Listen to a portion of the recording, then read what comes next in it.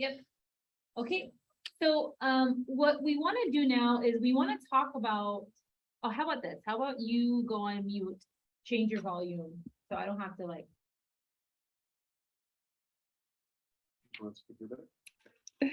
There we go. I was like, talking like this, not necessary. Okay. I was using my teacher voice. I don't know if that's a problem. Oh, teacher voice, teacher face. Okay. We now want to make sure that as we move into the worksheet course, you are really clear on, or starting to get clear on, what you're actually going to include in your worksheet. Okay.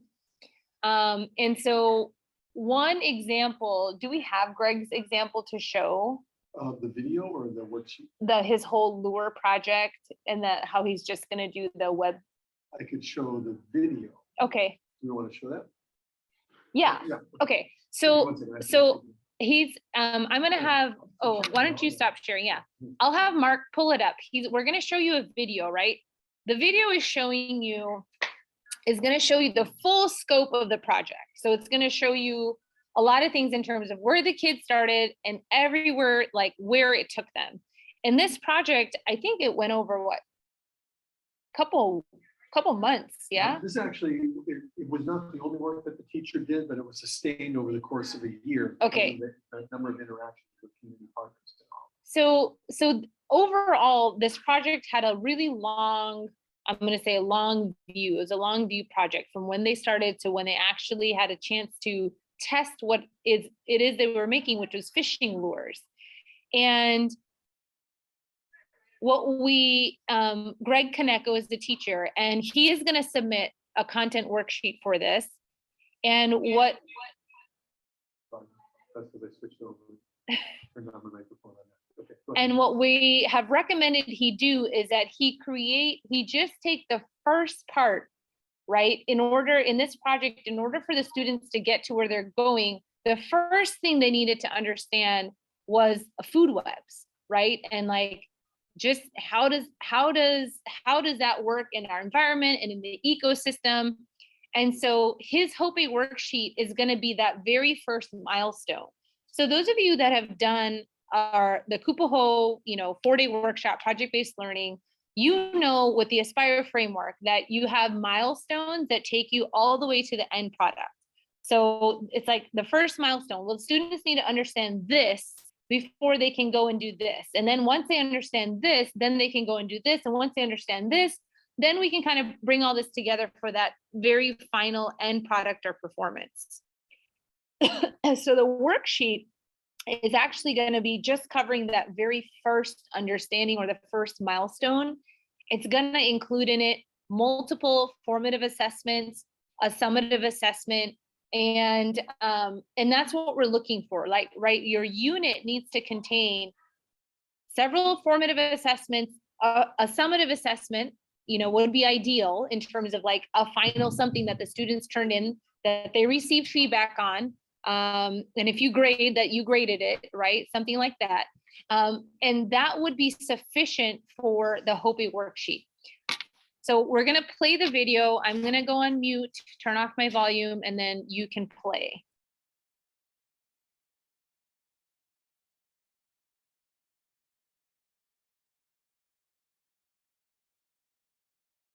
This is what you're seeing here is a whole project. So this is not what you're going to submit, but we want to get a sense of how you would scope this, because when Greg started, he thought, I've got to show this whole thing. This is going to take me like 30 pages of, teacher notes to show how we got here. So here, let me show it to you. If I'm a parent, I want my kid to learn things, but I also want my kid to love learning. And so in what ways is our learning experience for our students helping them most powerfully to be ready for the world that they're going to face?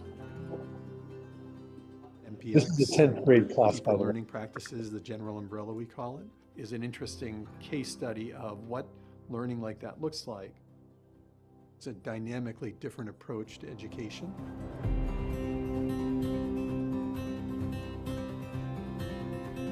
I had this idea of I wanted students to work on something and really put all of their effort into it. And I figured making a fishing lure would be a good way for that. We partnered with Heia, and that opened up a whole nother spectrum of stuff we could do. We have this great opportunity to work around fish and fishing and lots of different components. The most important thing that kids get out of this is the experience.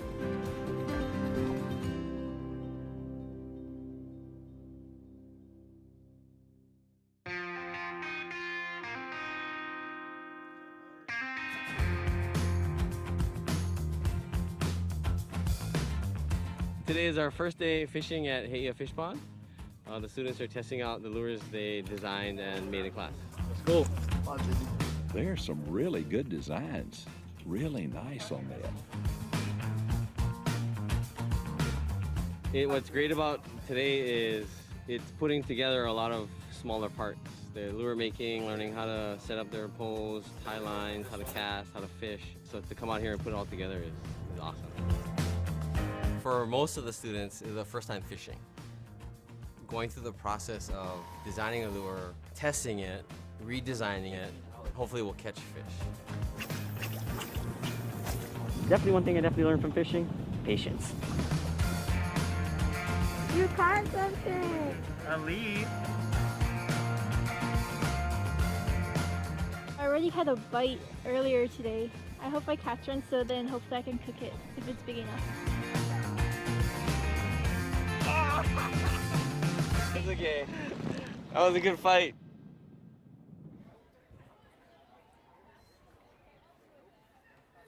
Okay, so today we are working your lures. By the end of class today, the hope is you're done or almost done with your lure.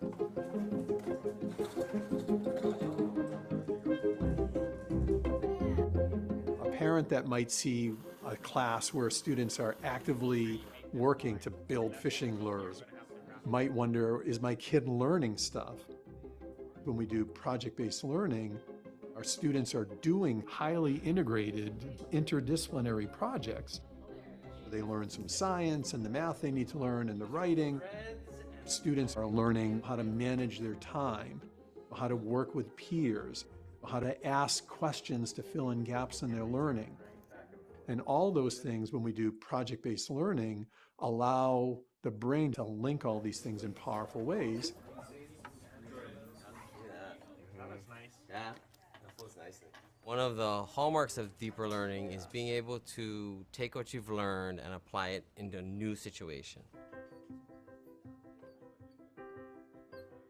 To design a fishing lure, they have to understand the diet of the fish that they're targeting. We start learning about the food web, energy cycling, conservation, sustainability, estuary work. So the way the MPX program works is there's a STEM teacher and a humanities teacher. My role is in the humanities, so I have the English and social studies component. We're dealing in civics, we're looking at how legislation gets passed. The students are writing about it, researching about it, looking at the economics. They're looking at all of those angles.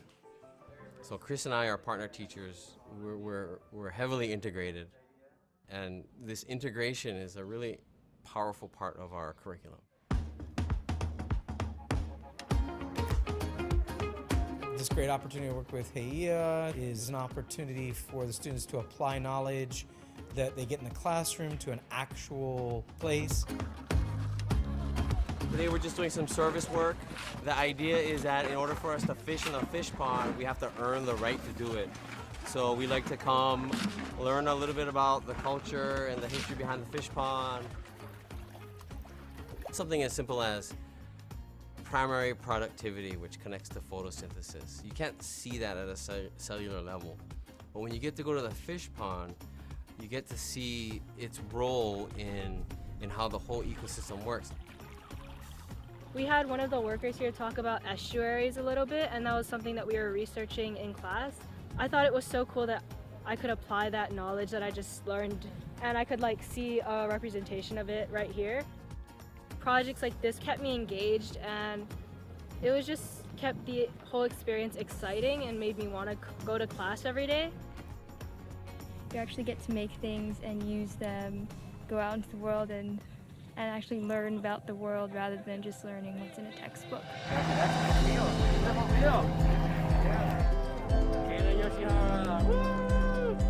You know, the biggest thing I enjoy as a teacher on a day-to-day basis is kids are excited to come to school, excited to come to class. They come in ready to work, and they understand the importance of the work, any coursework they do, because they can see the bigger picture, they can make the connections, and that's been important for us to see. A lot of the things that I learned in MPX I still can apply to life today, and I think that was one of my favorite parts of the class.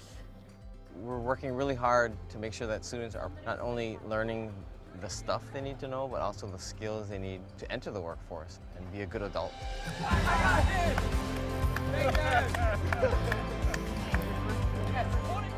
We may not be inventing something new, but we've re-articulated and shown a powerful example of when kids are excited about learning and when they love what they do, then inherently they're going to learn more, they're going to be more committed to it.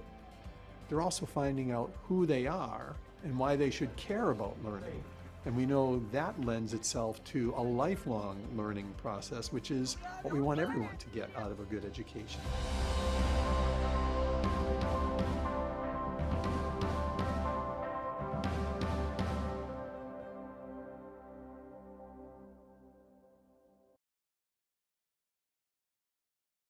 So there was a lot in there, and part of it, that video is in the work that we do, trying to help people think about deeper learning. But when you see that, you think, well, that took months of work, community partnerships, visits, investigation of ecosystems, the history of place, legislation. So what you don't want to do for Hope A is try to put that into a single sheet. That would be insurmountable. So you heard Greg say, you know, we had to understand food webs. So when Greg and I sat down and said, okay, so what part of the project do you want to start with? He said, well, they can't even, we do a visit to the site initially. That's a provocation. They go and they get curious, like, what's happening here? How can we make a difference here? Why does this place matter? And they start by thinking about, we don't even know how the fish are interconnected to the system. So their first couple of weeks of work were to create food webs that represent the interconnectedness in an ecosystem between the organisms. So that was the work that Greg targeted for his first worksheet. So he's in the middle of working on that right now. If I can get permission from him, I'll try to share that with you tomorrow, because he and I met just last week to start mapping out how that would look. This video just got released last week, so that's where he and I had just had our conversation. But he's not going to do the whole project on that. He's going to just target one, and then he might do the next one where they started understanding in what ways are invasive and indigenous species interconnected in ways that we can have an impact on the environment, because that was also embedded in this project. The students were actually targeting invasive species with these lures, which is when he mentioned in the video, we need to know what the fish eat, because it turns out the invasive species have different diet patterns than native species do. And so if we're trying to rid the fish pond of these invasive species, then understanding how to target them and then eventually build lures to catch those fish could be one of the solutions. So that was the action stance the students took on this project. So that just gives you a sense of every longer term project always has components that can be broken down. That's what we want you to target. Keep it simple within the work, that something you can design and show a teacher that would be interested in your work well, even if it fits into a much bigger frame that takes a month or 2 months to do. So we thought it'd be interesting for you to think about as you're thinking about maybe this project that you did. I know we've had a couple of conversations already, like the claymation, the stop animation, what's it called? Stop motion? Stop motion animation, that, like, you know, just doing that, right? That was part of a much larger thing about investigating a particular topic. But I'm just going to show you how the students created their stop motion videos. And that was a couple of weeks long. That's perfectly fine to fit within the constraints of what we're going to do with Hope A. Okay, let's review our Unrulr post, and then we can do work time. Okay. Do you want me to launch Unrulr right now, then go in and look, or how do you want to do that? I can do it. You Okay, can, so I'm gonna stop share. Yeah. And you do that. Okay. I'm gonna unmute. I'm going to. I'm gonna turn on your speaker. Okay. The dance. Before we wrap up for today, we want to make sure everyone is also clear on the Unrulr posts. Okay, so I'm just signing in here. I'm not showing you me signing in. Riveting truly to watch someone log in. Okay, I'm gonna screen share now. Alrighty, share. So one more time. So funny. You can take a tour of Unrulr as well. I want to quit my tour though because I don't need it right now. Finish. Okay. Notice if you ever decide to use Unrulr in the future, if you put due date, this looming due date thing pops up. It always gives me a little have a lot of empathy for students these days. Now they must feel. Okay. You go into your asynchronous OER course and 2 posts. So yesterday we did the identity prompt, reflect on your experience for OER 1. Notice that I am behind on my homework, so this is something I will take care of today. And for today, we'd like you to do the exploration prompt. Let's take a look at this together.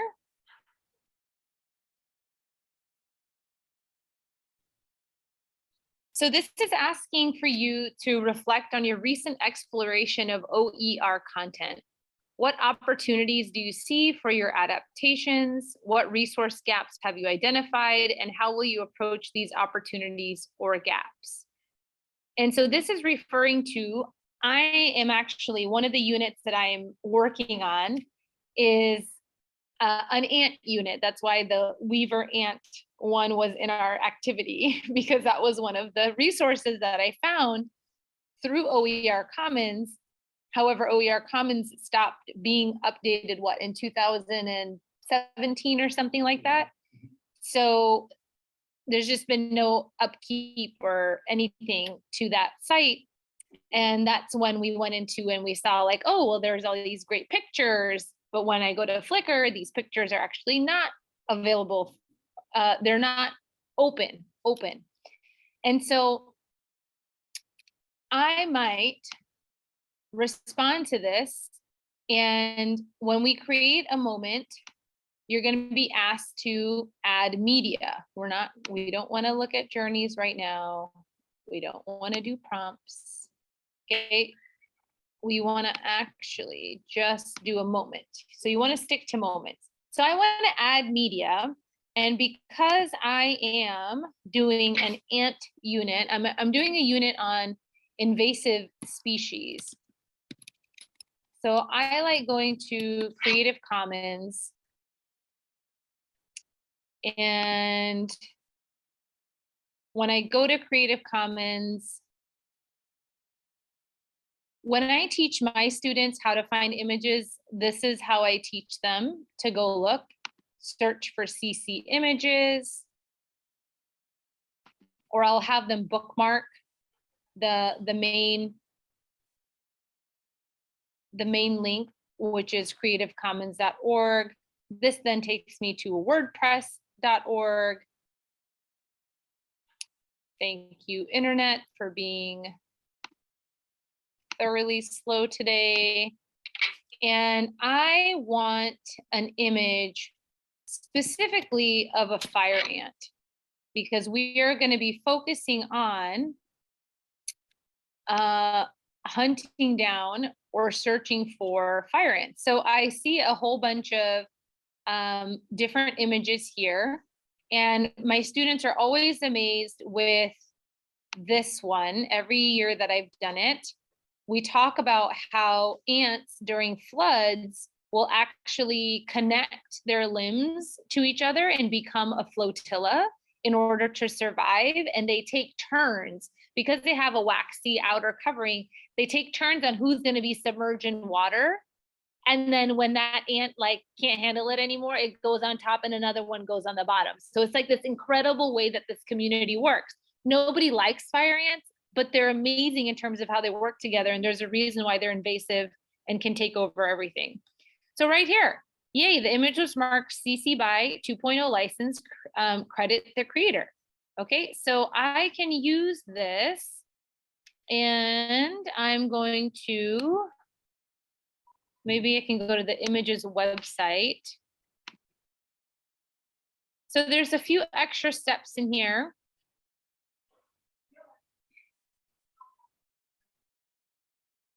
By Maggie. This was about a foot wide.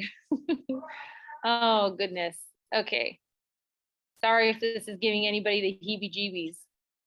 So let's see if nope, my right click doesn't work on this one. That's okay. I'm just going to download it here. I'll do the original size. Okay, so even, with our posts in Unrulr, allow, yes. We may, it's always good to just start practicing wherever we can our ability to cite and give credit to sources. Okay, so if you want to be doing this while I'm doing mine here, that would be great. I'm going to upload this, and then I go up here and I click next. You can upload multiple pictures, by the way. I usually just do one, unless I have like a really clear purpose for having multiple pictures. And I might look at open education resources. This is a search, so that's appropriate. That was already marked.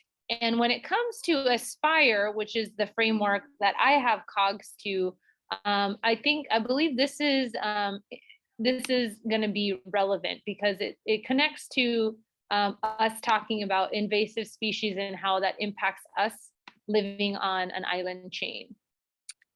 Okay, so let's see. I see a lot of opportunities, right? So I would finish saying whatever it is I need to say. I am going to go ahead and so here's my question mark. So I would actually cite Flickr, is that right? Actually, there was a whole Creative Commons thing there. See it? Where? You can just copy it. Oh, this one. Right underneath it. Ta-da. Okay. Credit. Credit. On the right side, see the right side? Right side. Paragraph 5. Is license under? No. Oh, there it is. Yes. Thank you. There it is. Rich text. Oh, I love it. Easy copy paste. So I might say credit, image credit. Ta-da. And then I would go ahead and finish, whatever my reflection is here. In the interest of time, I'm gonna leave it be. This is for learners and teachers. I can preview my work, and then I'm gonna go ahead and post it. Okay, so 2 posts that we'd like you to make sure you have a chance to complete today. And other than that, our time together, we do have like 15 minutes to just, if you want to talk about your units, if you need thought partners to sort of figure out, we can all talk together, or we could also do a breakout room, like 2 breakout rooms. I can take a breakout room, Mark can take a breakout room, and we can just share about like, here's my big unit, but here's what I'm thinking I'm going to do in the worksheet. So we can talk through it. And if we don't have time, like we have about 15 minutes now, we can also come back and we can address this during office hours from 1 to 3. So does anybody have a question, or does anybody want to talk through their unit and you think, oh yeah, we can probably address this in about the next 15 minutes so that we can make sure we close on time? Or do y'all want to just go off and do work? Yeah, thumbs up from Sherry. She's like, let me loose, let me loose. Okay, well, I will stop sharing. All right, well, if there's no burning questions, then that's what we have for today. Okay, Mark and I will stay on just for the next 15 minutes. I'm gonna stop recording, As am I. but we'll go ahead and